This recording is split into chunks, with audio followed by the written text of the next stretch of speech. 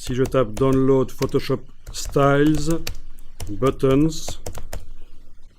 je vais tomber sur plein de sites web qui proposent des styles graphiques Photoshop pour faire des boutons notamment.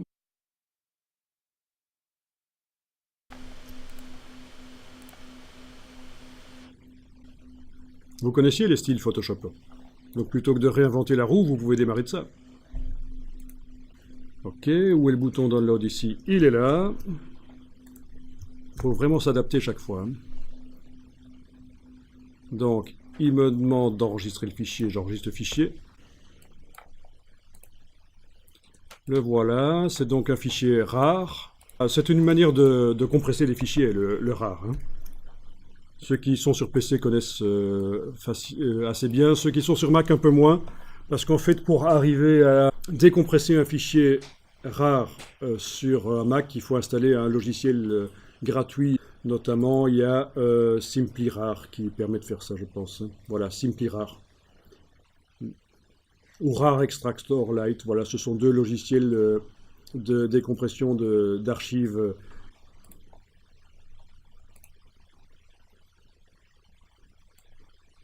Voilà, il me l'a fait. Il m'a extrait le fichier PSD avec les boutons qui étaient dans l'archive RAR et le ASL. Donc c'est deux manières d'amener ça dans Photoshop. J'ouvre ça dans Photoshop, je vais ouvrir le PSD dans Photoshop.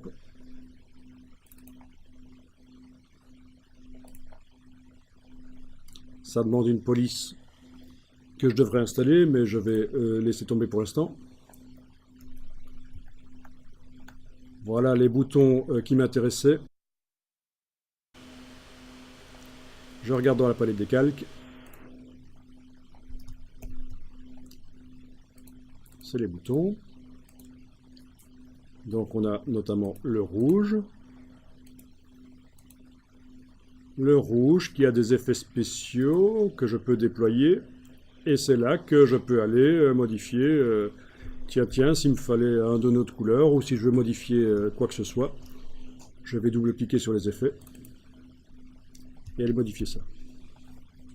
En regardant derrière en même temps si je veux. J'aurais dû bouger le bouton sur la gauche là. Voilà. Donc quand je vous disais qu'on peut aller modifier, voilà, c'est ça. Hein.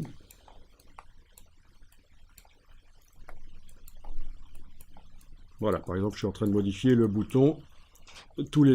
C'est ça l'avantage par rapport à aller chercher l'image d'un bouton sur le web.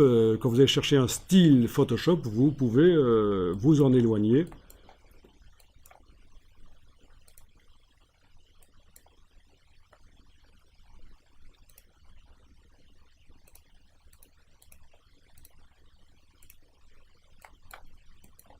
Et ça devient donc du Photoshop en fait. Hein.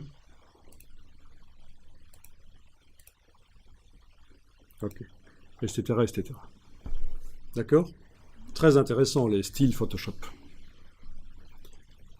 Je ferme l'image.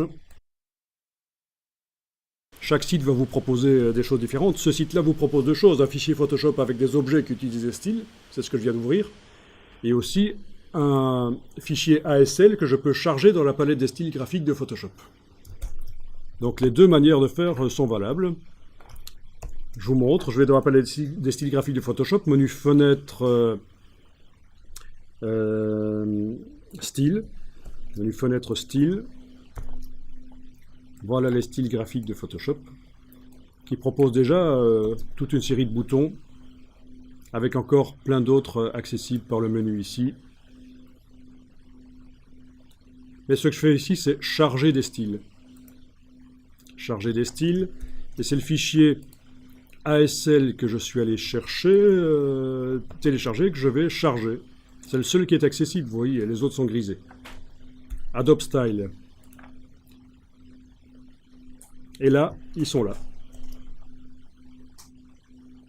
D'accord?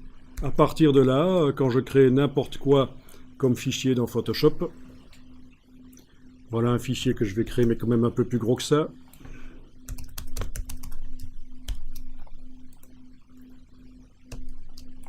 Voilà un fichier avec un fond blanc, donc. suis obligé de travailler avec un fond transparent, sinon mon bouton sera carré, logique, hein. Je vais faire quoi que ce soit dans Photoshop, donc dessiner à la forme d'ellipse ici, au centre là, Alt majuscule, je fais un cercle et remplir de pixels. Édition remplir avec n'importe quoi, voilà. Donc j'ai mis des pixels gris, je peux désélectionner et j'applique le style sur ce calque et voilà. On est d'accord? Et bien sûr, ça peut être un bouton de n'importe quelle forme. Voilà le lasso, je crée un nouveau calque, je fais n'importe quelle forme au lasso, je remplis de pixels, c'est important, parce que c'est sur les pixels que le style se met, pas sur la sélection. Je désélectionne quand c'est fait, j'applique le style, et voilà. Et on a plein d'autres styles qui sont prévus déjà dans Photoshop, ça c'est ceux livrés avec Photoshop.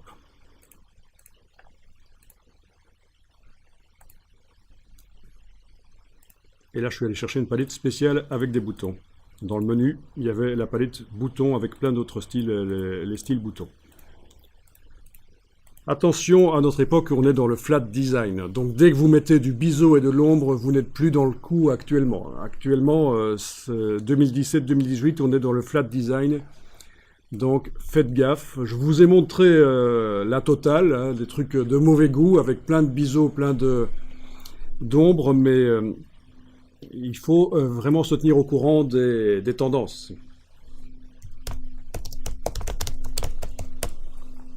Et pour ça, vous avez des groupes sur Facebook et sur LinkedIn, etc., qui vous expliquent le flat design. Voilà, j'ai juste tapé ici dans Google Web Flat Design et vous voyez ce qui est actuellement tendance. Vous n'allez pas trouver de relief. C'est vraiment, on est dans le plat. Ça vous dit quelque chose, ça, évidemment, hein, vous voyez ça tous les jours. Donc, oui, on passe à autre chose. Il y a déjà les tendances de 2018 qui apparaissent, mais voilà, il faut faire gaffe à ça. On fait des choses qui nous plaisent, mais il y a aussi ce qui est tendance actuellement, et il faut y penser absolument. Je tenais à préciser que je vous ai montré plein de choses avec des biseaux et des ombres et des choses de mauvais goût, mais faites gaffe. C'est juste pour la technique, en fait, hein. En fait, c'est plus facile qu'avant. Vous faites du flat design, c'est simple, c'est sobre,